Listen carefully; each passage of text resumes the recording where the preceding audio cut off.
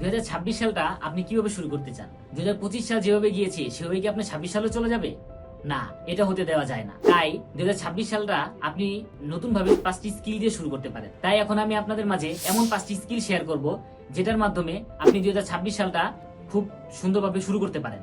এর মধ্যে যে স্কিলটা প্রথমে আসবে সেটি হচ্ছে সোশ্যাল মিডিয়া মার্কেটিং। সোশ্যাল মিডিয়ার মাধ্যমে বর্তমানে সকল বিজনেস পরিচালনা হচ্ছে। তাই সোশ্যাল মিডিয়া ম্যানেজমেন্ট হতে পারে আপনার ব্র্যান্ড তৈরি করার জন্য শক্তিশালী স্কিল। দ্বিতীয় নম্বরে হতে পারে ডিজাইন স্কিল। আপনার ব্র্যান্ডকে মানুষের কাছে পৌঁছানোর জন্য সুন্দর একটি ডিজাইন দিয়ে মানুষের সামনে উপস্থাপন করতে হবে।